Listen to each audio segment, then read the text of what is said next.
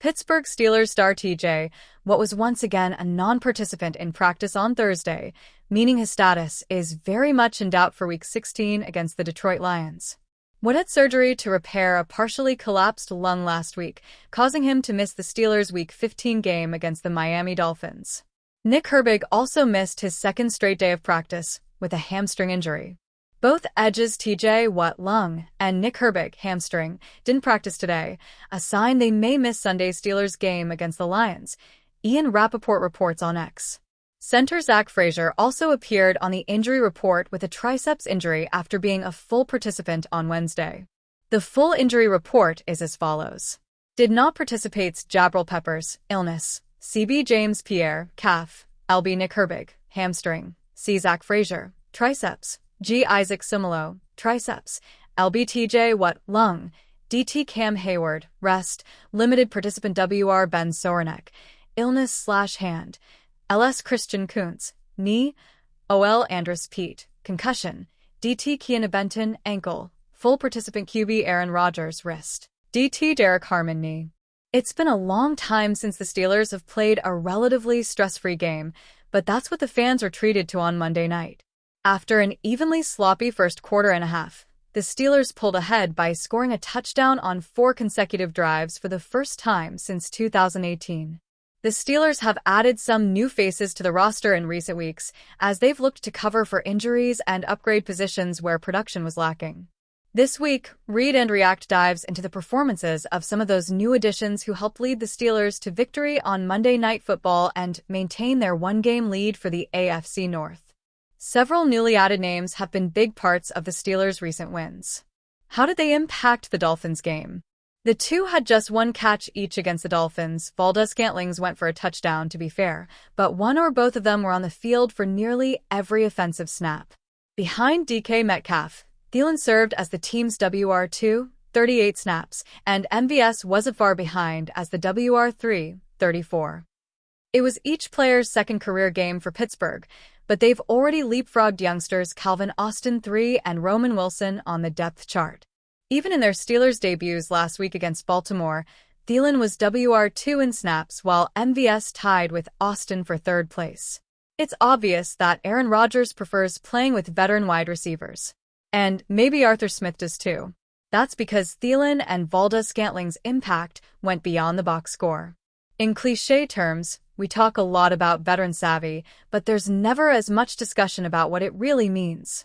For one, you can already tell there's a level of trust between Smith, Rodgers, Thielen, 12th NFL season, and Valdes-Scantling, 8th, given how quickly the latter two have acclimated to the offense. The two wide receivers were tasked with running Rodgers' indicator motions most of the game, and Thielen was used in a role we really haven't seen much from the Steelers' offense this season. Miami loves to mug the line of scrimmage, and Thielen spent much of the night lined up with Pittsburgh's tight ends as an extra blocking option up front.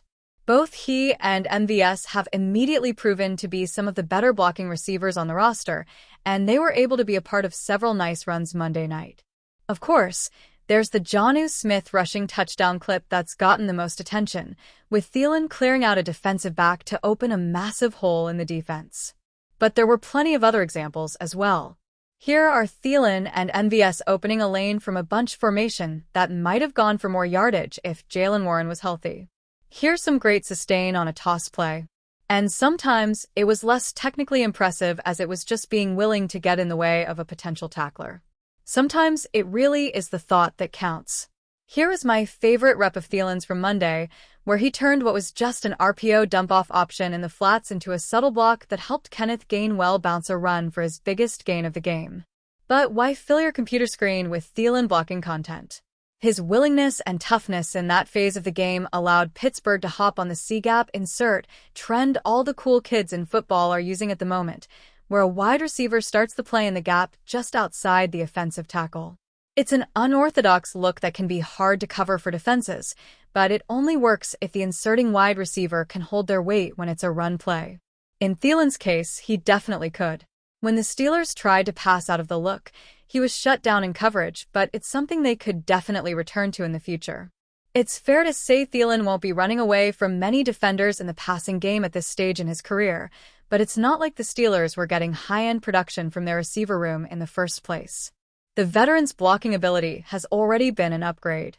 MVS wasn't quite as much of an impact player throughout the game, even if he did record his own subtle play with a legal pick to create some separation for Kenneth Gainwell on a 4th-and-3 conversion.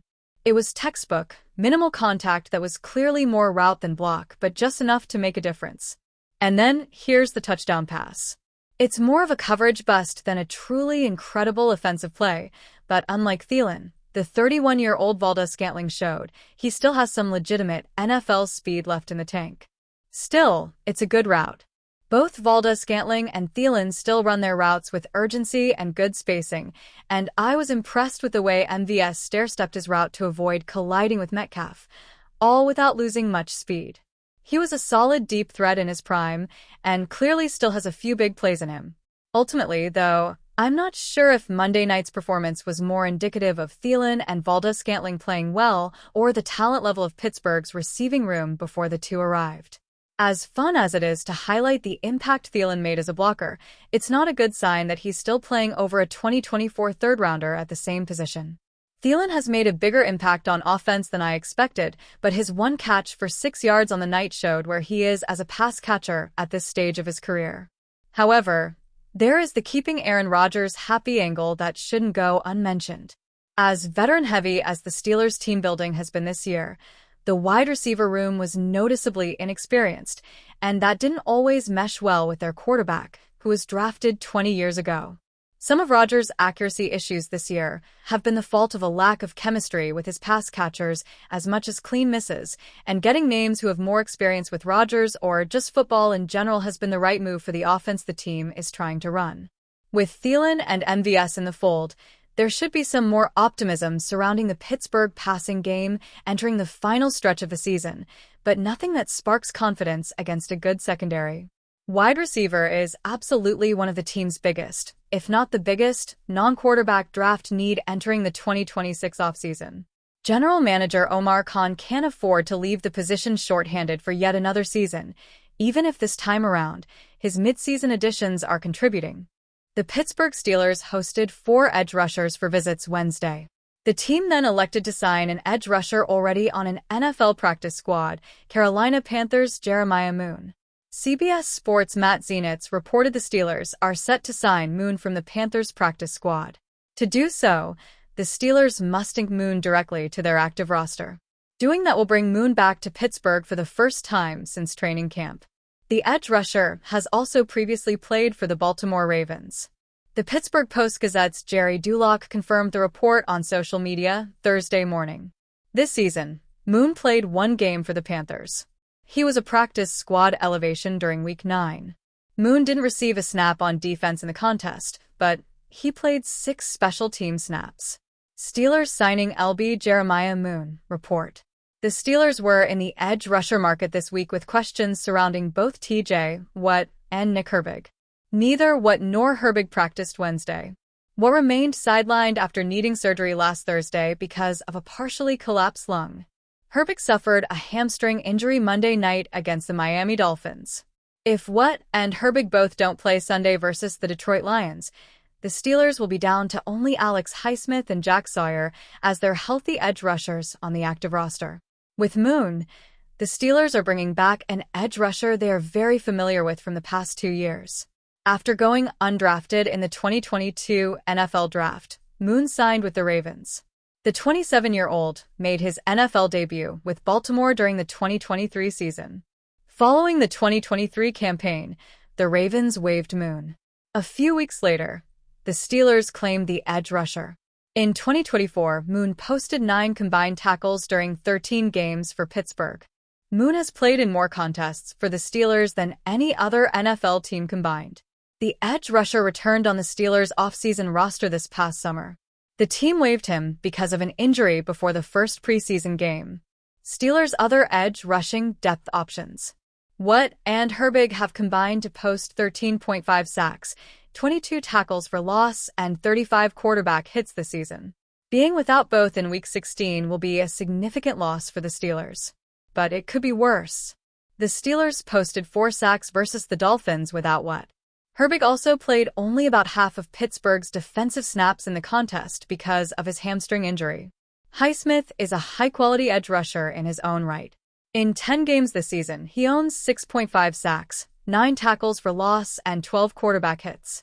Either Sawyer or Moon will likely start opposite Highsmith on Sunday, if both What and Herbig can't play. The Steelers could also turn to former third-round pick DeMarvin Leal. As a Day 2 selection for Pittsburgh in 2022, Leal has been a disappointment in his career. But this season, he's provided depth from the practice squad. In Week 15, Leal played as a practice squad elevation. Over 4 games this season, Leal has 2 combined tackles while playing 20 defensive snaps and 10 snaps on special teams. Outside linebacker Julius Welschof is another edge rusher available on the Steelers' practice squad.